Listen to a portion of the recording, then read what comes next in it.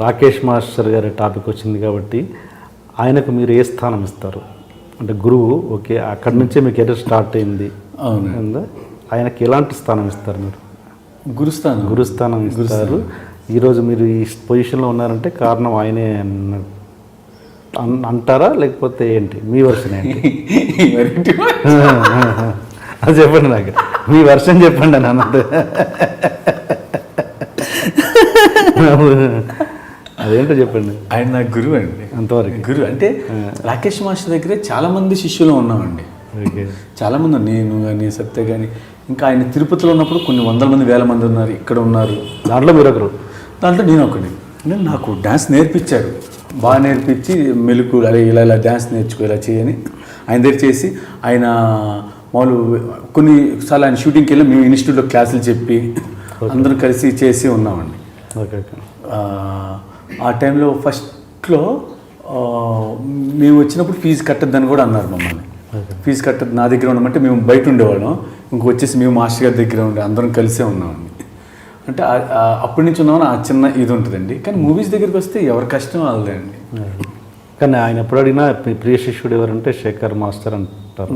అంత కష్టపడ్డామండి మాస్టర్ గారి దగ్గర, నేను సత్య కానీ.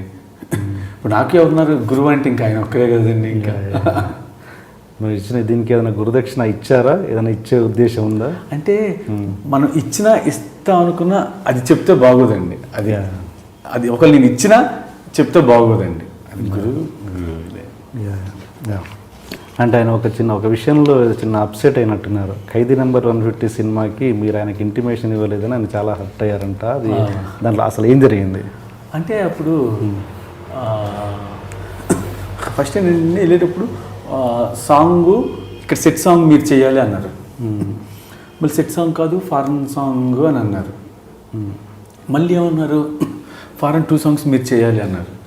మళ్ళీ అంటే ఫారెన్ 2 సాంగ్స్ ఒక సాంగ్. అంటే ఈ సినిమా ఇండస్ట్రీ ఏంటంటే ఇప్పటికి ఏం మారిద్ది, ఎలా జరిగిద్దో తెలియదండి. అవును. అందుకే నేను ఏ సాంగ్ ఎవరికైనా చెప్తున్నా, నేను పలానా సాంగ్ చేస్తానని ఎవరికి చెప్పనండి. ఆ సాంగ్ అయిపోయిన తర్వాత సాంగ్ సెట్కి వెళ్తా కూడా, సెట్లోకి వెళ్ళిన తర్వాత కూడా చిన్న చిన్న డిస్టర్బెన్స్ వలన కూడా మళ్ళీ బ్యాకప్ అయ్యి వచ్చేసి మళ్ళీ ఆ సాంగ్ వేరే వాళ్ళు చేసినవి కూడా చాలా ఉన్నాయండి. అంటే నేను చేసేటప్పుడు అలా జరగలేదండి. నేను చేసే సాంగ్ మిగతా వాళ్ళు జరిగినాయి అలా చెప్తున్నానండి. అందుకని ఏమి జరుగుతుంది ఏంటో తెలియదు ఇండస్ట్రీలో. మనం వెళ్తున్నాం షూటింగ్కి అని ఏంటో తెలియదు. అందుకని అది ఏం కన్ఫర్మ్ అవ్వాలి. అప్పుడు సడన్గా ఫారెన్ అన్నారు. అప్పుడు ఫస్ట్ ఇంకొక మాస్టర్ చేస్తారు, సెకండ్ మీరు అన్నారు. ఏమో చూద్దాం. ఫస్ట్ ఆ మాస్టర్ వెళ్తున్నాడు, 2 సాంగ్స్ ఆ మాస్టరే చేస్తాడేమో. కరెక్ట్.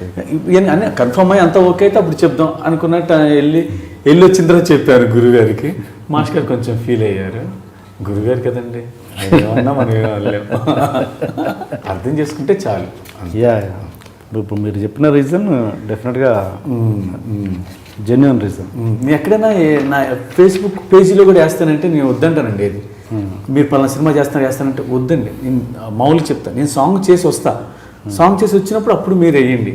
సాంగ్కి వెళ్తున్నాను చేస్తున్నాను మాత్రం వేయద్దు, వద్దు చేయొద్దంటే ఏదైనా చెప్పలేమండి. ఈ సినిమా ఇండస్ట్రీలో ఎన్నో మారుతూ ఉంటే, ఎన్నో చేస్తూ ఉంటే ఎందుకు అని అదొక్కటే. ఇప్పుడు మన కెరీర్లో మనం బిగినింగ్లో కొంతమందితో ట్రావెల్ చేస్తాం సార్. ట్రావెల్ చేస్తున్నప్పుడు అనుకోకుండా మీరు ఒకరు సక్సెస్ వస్తుంది, ఒకరు వెనకబడి ఉంటారు. సపోజ్ ఆ సక్సెస్ వచ్చిన వ్యక్తి మీరే అనుకుందాం. సక్సెస్ అయిన తర్వాత ఈ ట్రావెల్ చేసిన వ్యక్తులతోటి ఆటోమేటిక్గా ఒక గ్యాప్ వస్తుంది. ఎందుకంటే వాళ్ళు అదే పద్ధతిలో అదే రిలేషన్ మెయింటైన్ చేయడానికి ఇష్టపడతారు. బట్ ఈ సక్సెస్ అయిన వ్యక్తి మాత్రము ఆ రిలేషన్ని కంటిన్యూ చేయడానికి ఇష్టపడరు. ఆ క్లోజ్నెస్ అంటే సపోజ్ పబ్లిక్గా ఒరే అనడము, లేదా అలాంటి చిన్న చిన్న రీజన్స్, ఆ గ్యాప్ అనేది ఆటోమేటిక్గా వస్తుందన్నమాట. అది మీరు మీ విషయంలో అదే ఏమైనా జరిగిందా? యాక్చువల్లీ ఏంటంటే నేనే కదా చాలామంది మాస్టర్ అని కదా అది ఫిలిం పర్సనాలిటీస్లోనే ఎక్కువ జరుగుతుంది. అవునవును. ఏదైనా కొంతమంది ఫస్ట్ నేను ఒక డాన్సర్ ఉన్నారండి. ఆ డాన్సర్ నేను డాన్సర్కి వచ్చినప్పుడు అన్న అంట. నేను మా అసిస్టెంట్ అయినప్పుడు అన్న, మాస్టర్ అయినప్పుడు అప్పుడు అన్న అనుకున్నప్పుడు అప్పుడు పేరు పిలిచి సపోజ్ ఎవరో రాజు అనుకోండి, ఫస్ట్ రాజన్న రాజు ఇట్రా, రమణన్న రమణ ఇట్రా, రమణ తీస్తా. అది తప్పండి. అంటే నాకు తెలిసి ఏ విషయం దేంట్లో అయినా అది తప్పండి.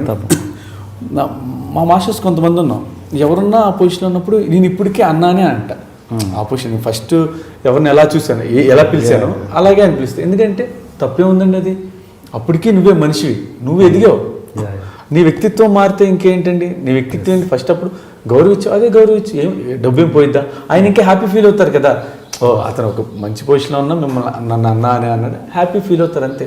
దానివల్ల మనకేం రాదు, మనమేం డబ్బులు పెట్టట్లేదు అంటే నేను అలా అనుకుంటానండి. ఇప్పుడు మీరు చెప్పింది రివర్స్ కేసు, నేను చెప్పింది ఏంటంటే మీతో ట్రావెల్ అయిన వాళ్ళు సపోజ్ ఒరే అనుకునే ఫ్రెండ్స్ మీరు సక్సెస్ అయ్యాక డాన్సర్ అన్నవాడు ఒరే శేఖర్ అన్నాడు అనుకోండి, అలా అంటారండి, అంటారు కానీ అదే ఉండదు. ఇప్పుడు ఏంటంటే కొంతమంది సెట్లో మళ్ళీ అనరు, సెట్లో అందరూ ఉంటారు కదా అనకుండా మళ్ళీ తర్వాత ఏంట్రా అంతే. నాతో నా అసిస్టెంట్గా ఇన్ఛార్జిగా ఉంటాడు సూర్య, ఆడు నన్ను బయట ఎరా అంటాడు, మళ్ళీ సెట్లో మాస్టర్ అని అంట. అంటే అలా నువ్వు అలా అను అని మనం చెప్పలా, వాళ్ళే దాన్ని బట్టి అలా చెప్తారు. ఫ్రెండ్స్ అప్పటికి అరే అనేవాళ్ళు ఇప్పుడు ఏంట్రా ఇంకా వేరే ఉంటాయిగా ఫ్రెండ్స్ లాంగ్వేజెస్ అలా పిలుస్తారు. అదేం లేదండి, అసలు ఫ్రెండ్స్ అన్నా ఫీల్ అవ్వండి. రాకేష్ మాస్టర్ విషయంలో మీకు ఎలాంటి డిఫరెన్స్ ఏం రాలేదు అలాంటి విషయంలో, ఆ యాంగిల్లో?